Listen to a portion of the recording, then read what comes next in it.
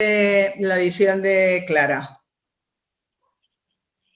¿Clara? Perdona, sí. Es que me he perdido. Ha venido una clienta que acaba de escribir una carta a un editor y le estaba pidiendo permiso para una clienta de 8 años, ¿tienes? 7 años. Y le había pedido permiso para publicarla. ¿Y le estaba pidiendo permiso para qué? Para publicar la carta en la web. Y me estaba diciendo que sí, que su madre y ella me dan permiso. Qué bien. Perdona, me he perdido. ¿De qué estábamos hablando? No, estábamos hablando del si era tema... necesario un canon, si era necesario un canon de...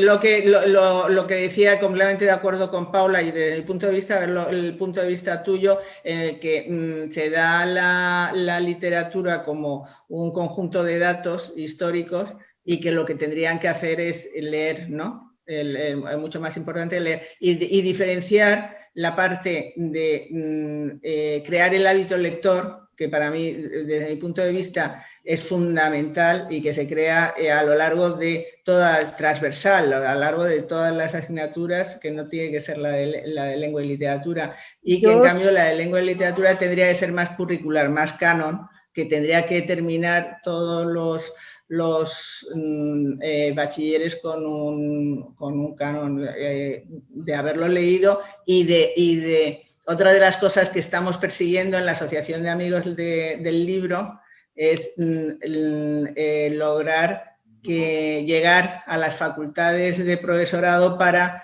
que desde mi punto de vista también es fundamental que los profesores sean unos apasionados por la lectura, porque si ellos son apasionados lo sabrán transmitir. Claro, a ver, yo lo que no sé muy bien es por qué no podemos copiar, porque no está nada mal copiar, no podemos copiar a Francia o no podemos copiar a Inglaterra. Los niños franceses leen muchísimo y los niños ingleses leen muchísimo y tienen un canon de libros que a los 18 años han leído, tienen un gusto por la lectura y tienen un gusto por la escritura, porque no es solo leer. Aquí en lengua, en literatura no se enseña a leer, pero es que en lengua tampoco se les enseña a escribir. Y bueno, pues al final tenemos lo que tenemos y es un trabajo que no sé cómo se hace, no sé, y sé que tienen unas competencias completísimas, pero me parece que les falta eso. Yo lo veo en los niños aquí y lo veo, por supuesto, en mis hijos. Es una carencia enorme. Y luego respecto, bueno, a todo lo que hablabas tú de los libros, todo el tema de los libros con valores, que yo aquí les pregunto siempre que qué tipo de valores les gustan, porque claro, parece que solamente hay unos valores. Claro, en Corea del Norte hay otros valores. Hay valores positivos y valores negativos, en fin. Yo estoy un poco despistada con estas modas y a mí lo que me interesa es la literatura, es lo que me interesa. La buena literatura. Y necesitamos muchos mediadores como vosotros que lean y que lo que tú has dicho antes y también yo creo que lo habéis dicho las tres, el hecho de haber leído un libro es la mejor manera de transmitirlo. Para mí sí es evidente que cuando leemos contagiamos y luego podemos compartirlo y eso es lo que más nos gusta. A mí, sin embargo, no me parece mal cuando nosotros a veces hacemos recomendaciones de un libro, leen un solo libro. Estamos ahora en varios colegios que están leyendo un solo libro y comparten entre ellos, y no tienen que hacer resúmenes después, pero sí lo comparten entre ellos y se hace riquísimo el libro. Es una experiencia, cuando es un buen libro, es una experiencia súper rica. Claro, tienen que tener de todas maneras lo veo compatible con lo que decíamos antes, con lo que decía Ruth, el que se puedan hacer las dos cosas y ampliar la posibilidad de, si das a elegir, que cada uno cuente lo que ha leído y que eso también muchas veces llega muchísimo más cerca que si lo está diciendo un adulto, ¿no? Sí. Yo creo que también es importante el compartir esa mirada crítica, ¿no? Lo que decías de como mínimo 11, 12 o mucho más. Quiero decir, yo he estado leyéndoles a mis hijos y llegó un momento, y mira, fue con Harry Potter, pero podía haber sido con cualquier otro. Vimos una película, no teníamos el final en familia y les dije, pero tengo el libro. Tengo el libro, claro, mis hijos todavía eran, el mayor tiene dislexia, oye, que es un gran lector, o sea, es un logro enorme, o sea, estoy súper orgullosa, pues el tío es un lector, ¿no? Pero en ese momento le costaba mucho lo que a él le apetecía de lo que él realmente podía asimilar por su dislexia.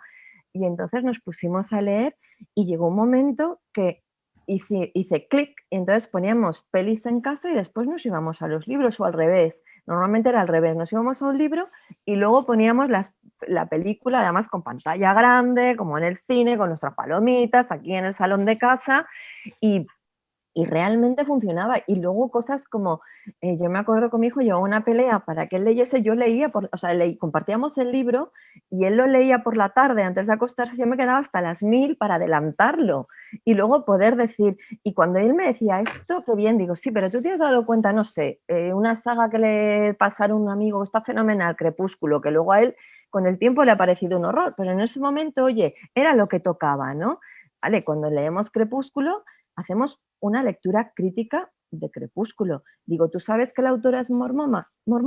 ¿Tú sabes qué hay detrás de todo el pensamiento de Crepúsculo? Y entonces empezamos a hablar de cristianismo, de la religión mormona, empezamos a hablar de valores, de todos los valores, los buenos, los malos. Esto es, la virginidad es buena en sí, tiene un sentido, no lo tiene.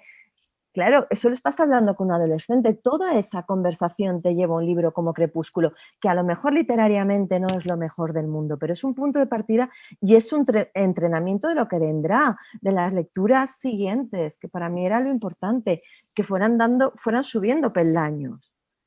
Pero no decir que no a nada, que me tuve que tragar esos libros, pues me los tragué gustosa, quitándole horas a la noche, para poder también hacer una crítica con ellos.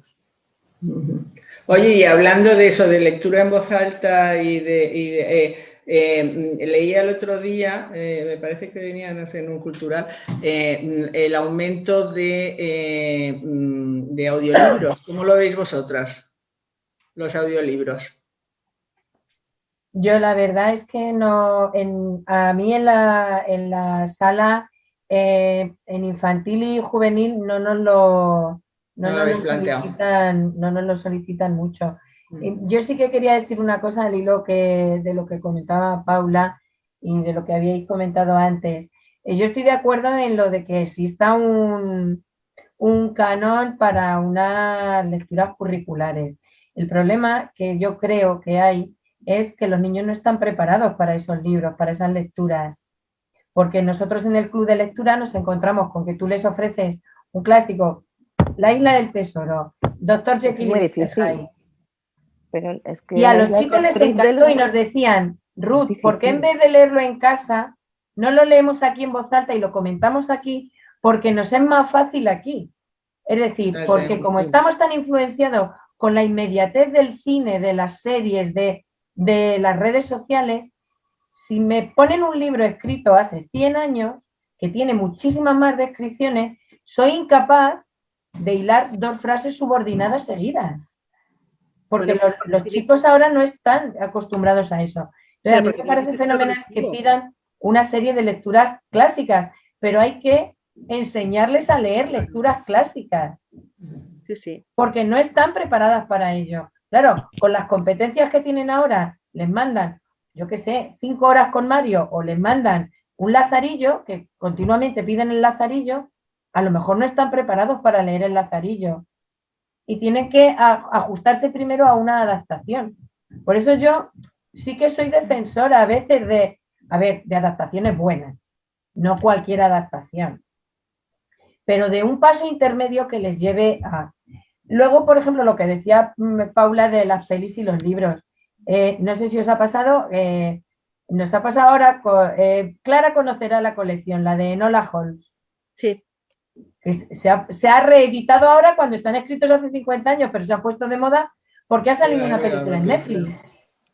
Pero es que los chicos te vienen pidiendo los libros de Enola Holmes y se sorprenden porque no tienen nada que ver con la película y están mucho mejor. Claro, Y luego lo que decías de la lectura en voz alta y las lecturas compartidas, pues yo sí que estoy de acuerdo en que en un colegio pueden leer todos el mismo libro y hacer una lectura compartida y crear experiencias. Lo que yo no estoy de acuerdo es con esa lectura individual impuesta y el resumen. No, y no, para aprobarme tenéis que hacer un trabajo del libro. No. Pero eso sería, eso es un tema súper polémico, pero es que eso sería... Siempre ha sido, pero es que yo creo que eso sería curricular, porque también necesitan ir subiendo el nivel y trabajar la poesía y trabajar el teatro. De entrada, hay muy pocos niños, y yo soy la primera, que en mi enseñanza no hubo ni poesía ni teatro. Y entonces tenía esas lagunas, porque yo creo que muy pocos tienen sensibilidad para directamente ir a esos géneros. Claro. Oye, perdonad un momento, pero me están diciendo que hay personas que quieren participar y que nos hacen preguntas. Sí, hay un montón de preguntas. Mucha gente, por eso, y como se nos va a estar agotando, y gente que quiere entrar, me están diciendo que hay personas que quieren entrar, que yo soy completamente partidaria Quiere entrar Carmina Pérez, pero yo me siento también muy aludida por maestra de escuela y yo también quiero contar mi experiencia, si me dejáis. ¿Le podemos dar caso a Carmina Pérez? Muy bien, bienvenida Carmina, una gran editora. Yo Carmina, quería... tienes el... Carmina, tienes ya foto. El micrófono y la cámara lo tienes cerrado, Carmina. Sí, ¿sabes lo que pasa? Es que estoy escuchando la conferencia, pero estoy por casa, entonces la verdad es que no he levantado la mano. Pero que no querías participar. Ah, bueno, pues entonces no te preocupes. Bueno, pero aprovecho para comentaros que está siendo impresionante esta charla. O sea, estoy completamente... O sea, porque por casa con el móvil... Carmina, me imagino que como editora estás tomando nota ahí de todo lo que estás diciendo. Pero totalmente de todo. Y quería comentar, yo creo que, vamos, solo esto, lo que ha comentado Ruth sobre el tema de los clásicos adaptados. Yo inicialmente era muy reacia a los clásicos adaptados porque consideraba que se debía leer, digamos, la obra original. Y ahora, en cambio, pienso que, como tú dices, Ruth, si es una buena adaptación, yo veo que es súper positivo para los alumnos, porque habrá alumnos que no puedan acceder, por la razón que sea, al original. Entonces, si tienen un conocimiento de ese clásico y lo conocen, o sea, yo creo que es súper importante. Vamos, lo quería comentar porque estoy súper de acuerdo con eso. Y nada más. Y también, muchísimas gracias, Carmina. Y también que lo ha comentado Ruth, y yo creo que lo que conozco de esas colecciones, que parece por lo que dice Ruth que están aumentando, de lectura fácil, que tienen una serie de criterios muy importantes para facilitar la lectura, también me parece importantísimo para ayudar a los niños que tienen problemas. Sí, Paula quería hablar. Sí, yo quería decir dos cosas. Una, antes de que nos hemos ido de los audiolibros, yo no los utilizo mucho, pero en el club de booktubers, ¿se me oye? Sí, perfecto. En el club de booktubers que tengo, por ejemplo, ahora mismo les estoy leyendo en voz alta Pippi Langström. Hace uno de los días no nos dio tiempo porque hacemos muchas cosas, grabamos, hacemos muchas cosas, no nos dio tiempo y me dijeron, la semana que viene nos debes el capítulo.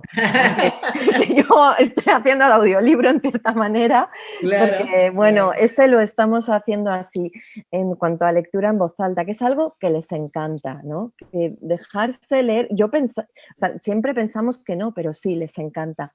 Y luego lo de las adaptaciones, por ejemplo, mis hijos con la Odisea de B, creo que es, ¿no? Pues la han leído. Y hay algo que pasa, que por ejemplo, en todo el mundo se lee mucho más el Quijote que realmente se lee aquí. ¿Y por qué? Porque en las traducciones ya se adapta al lenguaje actual, cosa que nosotros, por respeto a Cervantes, no hacemos y entonces no se lee. Yo a veces me lo pregunto, quiero decir, es verdad, cuando tú te metes te has metido, pero que cuesta mucho y que es una pena que a lo mejor no lean. A ver, que hay adaptaciones, y también creo que está en NDB, que está la primera parte, de la segunda, que es la mejor, no está, que sería complicado, pero bueno, por lo menos trozos, ¿no? Sí, bueno, sí que hay mucho cosa. Yo creo, yo por ejemplo recuerdo de la adaptación que hizo, que no era una adaptación, era una recreación, porque era como si lo estuviera contando Concha López Narváez del Quijote. Y bueno, tuvo muchísimo éxito y yo creo que se ha quedado como un libro ya bastante clásico y recomendado para la introducción, sobre todo para esas edades, porque como el prólogo de Ana María Matute y decía qué equivocación que la vivió ella, el Quijote en una edad que no lo puedes apreciar, que ya lo coges con odio para toda la vida. Yo no me refería tanto, fíjate, a adaptación infantil, que las hay, que bueno, sino incluso para público adulto, porque a veces el lenguaje del siglo XVII cuesta mucho. Cuesta mucho. Yo soy muy fan y la vendo mucho, la adaptación de Trapiello del Quijote, me parece fabulosa. Sí. Y la recomiendo muchísimo. Y claro, es otra cosa. Eso se ha actualizado, entonces realmente ahí, sí, no me acordaba yo del autor, pero es verdad que yo no la he leído, ¿no? Y otra cosa que me alegro mucho es lo que ha dicho Ruth antes, que están aumentando los cómics y la novela gráfica. Yo eso creo que es un género que puede crear muchos lectores y que yo pensaba que ya estaba muy superado lo de que pensaban que el cómic no era un libro y que lo rechazan, ¿no? No, todavía hay mucha reticencia al cómic. Y también tengo que decir, hay que investigar, porque por ejemplo los bibliotecarios, como tenemos que ajustarnos a unos criterios económicos o de disponibilidad de espacio, tal, tienes que trabajarte mucho la selección. Entonces a nosotros, por ejemplo, vino un compañero, Vicente Funes, de la Biblioteca Regional de Murcia, que tiene una comicteca espectacular y que son grandes especialistas en cómic, y nos dio un montón de pautas de editoriales, de colecciones, de cómic por edades que nosotros antes no conocíamos. Y a raíz de ese encuentro empezamos a buscar editoriales, buscar distribuidoras y ampliamos muchísimo más la oferta. Entonces, claro, la respuesta ha sido pues mucho mayor. Y cuanto más les ofreces, ahora más quieren. Y sobre todo lo encuentro muy encaminado a... ver, tenemos muchas preguntas. Y gente que pide pasos. Muy bien. No, solamente decir muy encaminado para el público joven, porque yo veía en la feria de Frankfurt, el pabellón del cómic, no puedes pasar de la gente joven que hay. Sara, sí, perdona que ha pedido paso desde hace tenemos a Jaime García Padrino también. Es tan apasionante esto que es difícil lograr dar paso a todos. Se han ido contestando muchas de las cosas, yo me las he ido apuntando porque yo decía, ya está, ya se están metiendo aquí con los maestros y a ver lo que hacemos los maestros y todo lo tenemos que hacer los maestros. A ver, yo creo que el problema de fondo es si un lector infectado con el virus de la lectura trabaja en un colegio, en una biblioteca, en una librería, seguirá siendo infectado con ese virus y podrá transmitir a sus clientes, a sus alumnos, a sus libreros, y haremos el pino y buscaremos estrategias para que vean. Ahora, luego lo que lo defienda Jaime, tiene que haber una formación de esos maestros. Yo cuando he dado cantidad de cursos de animación a lectura a maestros y lo primero que les pregunto es ¿qué libro has leído? ¿Eres lector? Pero se te quedan mirando y no es que mira, yo no traigo un libro de recetas.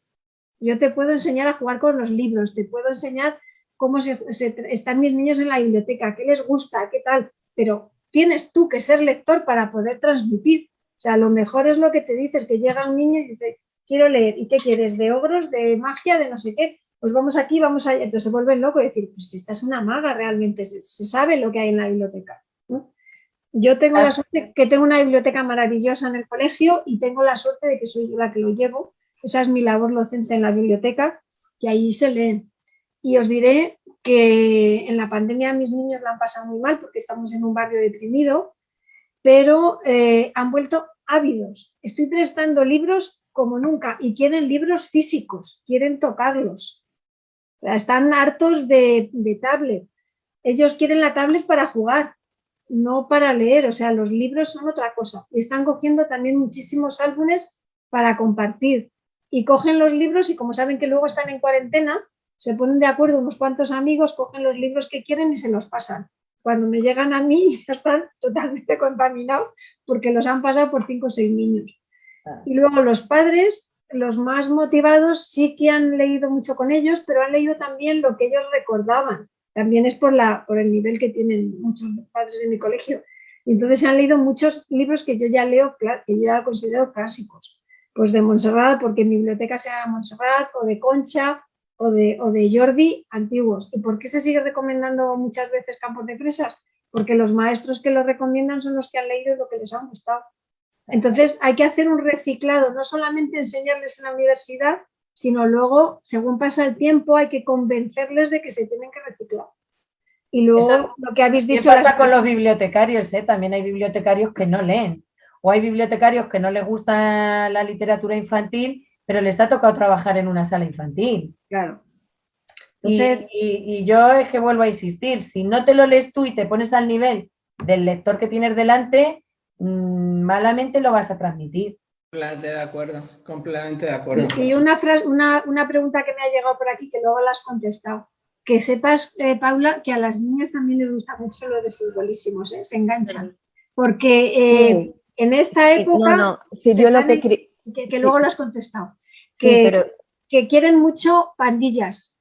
Por eso están funcionando también las sagas, pero desde los más chiquititos, para luego comentar entre ellos. ¿Por qué libro vas? ¿Y qué ha pasado en el tuyo? Entonces, yo qué sé, pues por ejemplo, los de Poppy de María Menéndez, que son para primero o segundo. Bueno, esos están funcionando, los de Begoña Oro están funcionando, los futbolísimos están funcionando. Pero que yo no critico los futbolísimos en sí, yo lo que critico es la intención editorial de crear un producto para niños y un producto para niñas, que me parece muy peligroso. Simplemente eso es lo que yo creo, Paola, que fue una tendencia, sobre todo el ejemplo que has puesto tú, que fue el más claro, fue una tendencia. Hombre, desde luego hay colecciones que van muy dirigidas, pero eso ha pasado siempre. Yo creo que eso siempre, Celia, imagínate, Celia, mis hermanos no leían Celia porque ya de entrada el título no les atraía, ¿no? Pero en cambio hubo sí que una tendencia muy grande a poner en el título que era para niños y para niñas. Eso ha sido como algo comercial, marketing y todo por y por un falso feminismo por completo. Totalmente, pero estamos hablando de Celia, en qué año se produce Celia y en qué año se produce lo otro. Ese es el problema para mí, o sea, es mi opinión. Creo que el problema realmente es tratar, que luego yo soy la primera que a mis hijos les he dado una cosa y les he dado la otra. Quiero decir, y si a mí me han pedido las niñas, oye, que me quiero leer futbolismo, o los niños, yo no tengo ningún problema en que lean. Yo lo que quiero hacer es lectores y lectoras críticos y críticas, ¿no? que sean capaces de ver lo que está bien, lo que está mal, pero ya no por bien o mal, sino tú lo harías, tú te pondrías, ponerte a empatizar, ser capaz de ponerse en el otro lado. Es lo único que yo le pido a la literatura y me da rabia que perpetuemos un modelo desigual para niños y niñas. Totalmente. Sobre todo yo lo que estoy voy a criticar yo a Celia, pero lo que estoy más de acuerdo contigo es en cuestión del título. Jaime García Padrino pide la palabra y su aportación será muy importante, seguro. Pues bueno, en primer lugar, buenas tardes a todos. He estado siguiendo muy atento la jornada, las dos mesas redondas, que me han parecido de enorme interés. Y estaba ahí muy calladito como mero espectador, ¿no? Pero claro, es que se han tocado dos temas que me atañen directamente. Y que son, voy a empezar por el más reciente, el feminismo. Yo creo que a veces lo que nos pasa es que no conocemos bien toda nuestra historia. Entonces aquí veréis que estoy barriendo para casa. Porque la primera obra feminista que se publica en España es en el año 1931. El autor es Antonio Robles y la obra es Cuentos de niñas y muñecas. Lo que pasa ahora que las editoriales son muy poco propensas a recuperar esos clásicos, pero ahí tenemos un clásico totalmente actual, escrito ni más ni menos que en el año 31. Es incluso, bueno, se han mencionado Celia, ahí habría que hablar también de otras cosas. Y el segundo tema que quería decir, que vuelvo a al desconocimiento a veces de la historia o a que parece que estamos dando siempre vueltas a la misma rueda, es sobre el tema de las adaptaciones.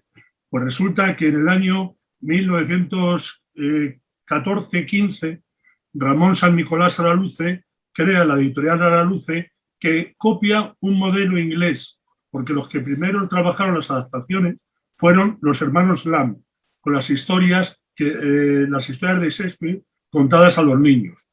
En el año 1915, como os decía, Araluce inicia la colección de clásicos Araluce, 100 títulos. Qué bonitos y qué bien editados.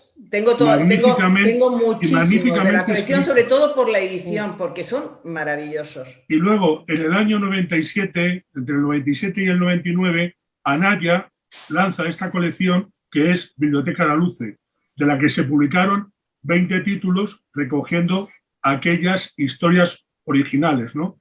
Dándoles un mejor formato, una letra más visible, ¿no? más legible, perdón, pero que Emilio Pascual, que fue el editor padre de esta iniciativa, pues lo quiso cuidar tanto que se pasó. ¿Y por qué se pasó? Pues perdona que os cuente esta anécdota, pero si os dais cuenta, estos libros tenían una sobrecubierta con una ventanita para que se viese la imagen del libro original. ¿Qué pasaba en las librerías? Que hay aquí una librera prestigiosa, y las bibliotecas, que hay también otra biblioteca muy prestigiosa, que esta ventanita se rompía. Y entonces los libreros se los devolvían y las bibliotecas tampoco lo querían. Entonces fue una iniciativa maravillosa de Anaya que no pudo llegar a sacar más de 20 títulos. Pero aquí está todos esos requisitos que decíais antes de las adaptaciones. Y sobre el valor de las adaptaciones, pues hay también un trabajo clásico que está en el libro de Marc Soriano, que es la guía de literatura infantil, que publicó, lo tradujeron en Argentina con un prólogo de una autora, ahora mismo no te recuerdo el nombre, el apellido no. Pero bueno, que es un tema, evidentemente, que daría para hablar mucho, pero evidentemente, en la primera mesa redonda, no sé quién lo ha dicho, que los cómics también llevan, o no sé si ha sido Ruth, que los cómics también pueden llevar a la lectura, naturalmente. Es decir, si un chico con 12 o 13 años pues conoce este libro, concretamente el Ramayana, que está, ahí están el origen de todos los temas literarios habidos y por haber, pues si lo lee en un cómic, lo lee aquí, cuando sea mayor, cuando sea un lector más, digamos, más capaz o más desarrollado, pues a lo mejor se siente atraído a leer la obra original. Y si no la lee, por lo menos tiene una noción cultural básica que ahora mismo, pues yo creo que se echan en falta. Yo siempre he dicho que lo que más me preocupa ahora es que los chavales de 13, 14 años piensen que Homero es el próximo defensa central del Real Madrid. Eso sería lo realmente trágico, ¿no? Que no tuviesen una idea de quién fue Homero y quién fueron otros grandes astros. Perdonad por extenderme, pero es que se me calienta el paladar cuando se tocan ciertos temas. Muchas gracias.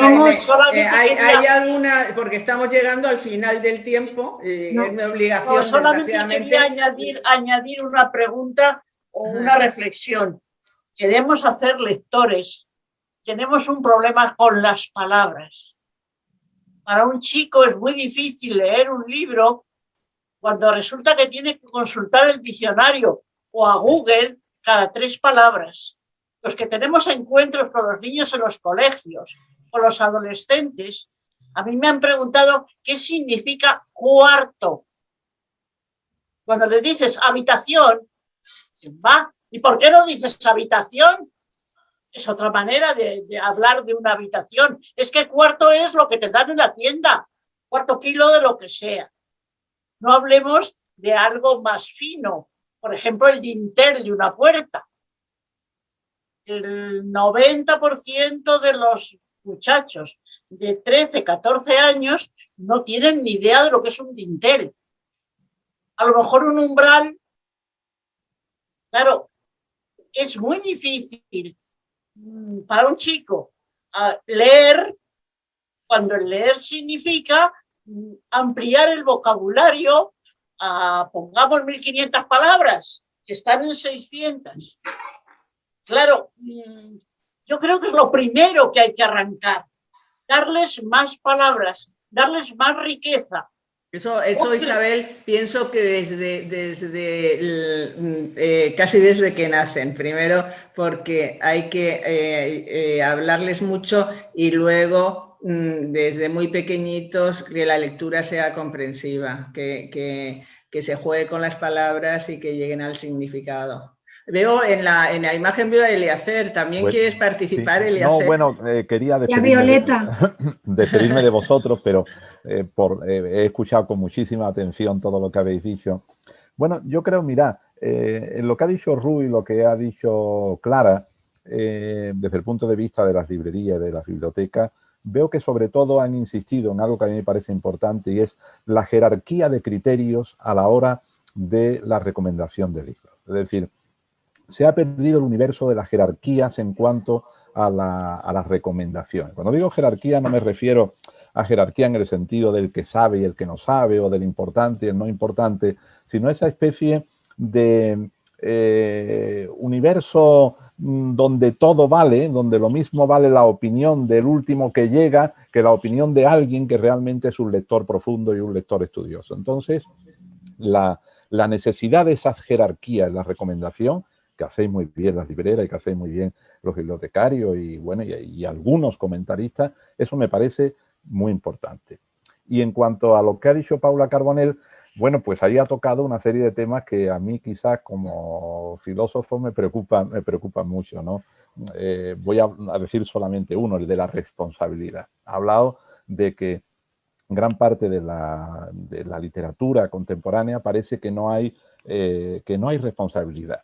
Ese es un tema profundo del siglo XX-XXI, los atenuantes de la responsabilidad. Es decir, progresivamente la psicología, la sociología, la biología han ido atenuando la responsabilidad de los individuos. He escrito últimamente un artículo que saldrá en Peonza pronto sobre los monstruos, en la que hago una reflexión sobre el monstruo contemporáneo, que ya no es ni feo ni malvado. Es decir, el monstruo contemporáneo ha perdido ese carácter de ser horrible que tenía y se ha convertido en un diferente. Ese personaje que solamente es diferente, en el que no es responsable de sus actos, sino que de alguna forma sus actos pues no vienen explicados y nunca son justificados, me parece que es profundo en la literatura. Y el otro tema, y así enlazo con lo que ha dicho García Padrino, de que teme que en el futuro Homero sea un personaje solo del Real Madrid, cuando Paula ha dicho que es que se ve demasiado y se lee poco. Si os fijáis, ninguno de los políticos contemporáneos cita ya autores literarios en sus manifestaciones. Es decir, los autores, filósofos, pensadores, escritores, no forman parte ya del discurso político contemporáneo, sino que se refieren sobre todo, fijaros, a las series televisivas. Ayer tomó posesión en Sevilla el nuevo arzobispo de Sevilla. Y el presentador que hizo la presentación, es decir, no sé si el arzobispo, al que desconozco, y imagino que no estará en esa línea, pero el presentador dijo que entre sus características era que era un fan de Juego de Tronos. Claro, yo esperaba que fuera un fan de San Juan de la Cruz, o un fan de Santa Teresa, o un fan de Bonhoeffer, o un fan bueno, pues no sé, de cualquiera de los grandes teólogos. Era un fan de esa los grandes valores que tiene Juego de Tronos. Esa imposición de la imagen, de la visualización, de lo visual, sobre el texto, sobre lo leído, sobre lo pensado y sobre bueno, pues me parece que es una de las características del mundo moderno. Escuchen a Pablo Iglesias recomendando pues Juego de Tronos, entregándole al rey Juego de Tronos. Escuchen a los políticos contemporáneos. Siempre hacen observaciones sobre series que dicen que son la verdadera educación de la política contemporánea. Están todos viendo series, porque da la impresión de que es nadie cita ya a Valle Inclán, nadie cita... Bueno, evidentemente la cita literaria. Yo lanzo una a favor de las series. A mí me parece que son indispensables en estos momentos, conocer también las series. Son Además, hay una riqueza en las series hoy en día, tanto a nivel histórico como formativo, como yo es que no creo que sea Sí, bueno, literatura contra hombre, series, o sea, creo que nos estamos equivocando. Lógicamente, y en el cine. Y cuando yo he dicho que Sí. los niños ahora ven mucho y leen menos, o sea, leen poco, ven mucho, y me refería a que están leyendo en digital, que están leyendo en las redes todos los días. Mis hijos están leyendo todos los días millones de cosas. Pero, y también lo complicado es que aprendan a discernir las fuentes, lo que está probado, lo que es real, de lo que es bulo, de lo que ahora llaman fake news, que a mí esa palabra me parece horrorosa porque son noticias falsas. Son noticias sí, pero falsas. el monopolio de lo visual, evita el tiempo o el tiempo de la lectura. Y en ese sentido es lo mismo que iba a decir, que quita tiempo, y a mí no me parece incompatible, ¿eh? Lo único que sí que es verdad que ves la vida de los chicos y claro, el tiempo que necesita para leer un libro es que no lo tienen. Yo, a favor de adolescentes, a mí mi hijo me dice muchas veces, mamá, es que me riñes que estoy con el móvil, que me estoy leyendo una novela, o sea, la está leyendo en el móvil, que también entendamos que leen No, o sea, a mí el formato es lo que menos me preocupa. Creo que estamos viviendo un cambio de formato. A mí lo que siempre me ha importado es el texto, ¿no? La manera en que se yo me meto con él, que lo decía porque yo me meto con él y entonces me dice mamá. Venga, lo último, 3 frases, pero que nos tenemos que ir. Muy breve. Nos queda todavía nos queda la despedida del ministerio y que son los que hay que escuchar. Eliezer, no sé si sabes como sevillano que un político español dijo que Antonio Machado había nacido en Soria. Y ayer alguien citó lo de caminantes, no hay caminos, hacer camino al andar. Un poema como de Serrat. Serrat. Sí. Ese es el nivel que tenemos. Es que nuestros políticos también necesitan una organización. Es difícil el poner punto y final a esta mesa porque es que son múltiples los temas. Nos podíamos quedar aquí horas y horas. Y además con todos los que habéis participado, que es un lujo. Yo no sé cuántas personas hemos tenido conectadas, pero desde luego pienso que menuda suerte poder haber podido escuchar esta mesa redonda. Muchísimas gracias a Ruth, a Paula, a Clara por haber participado. Muchísimas gracias a los que habéis a los espontáneos, a Jaime, a Carmina, a Eliezer, y bueno, y yo ya me despido porque viene la clausura, así que os lo agradezco todo y muchísimas gracias al Consejo por haber podido organizar y a la comunidad por ayudarnos a organizar estas jornadas. Hasta luego. Bueno, y al ministerio que no las ha pagado. Sí, Isabel, para cerrar estas jornadas nosotros habíamos contado con la presencia de Begoña Cerro del ministerio. Como estamos en una semana muy difícil, no ha podido estar físicamente, pero nos ha enviado un vídeo con su cierre.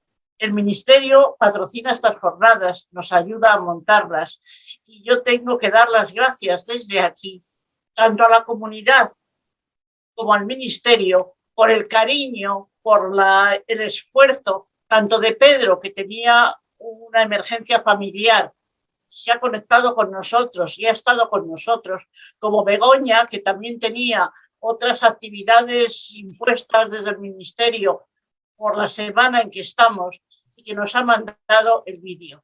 Yo les quiero dar las gracias a los dos por su cariño, por su esfuerzo y por contar con nosotros.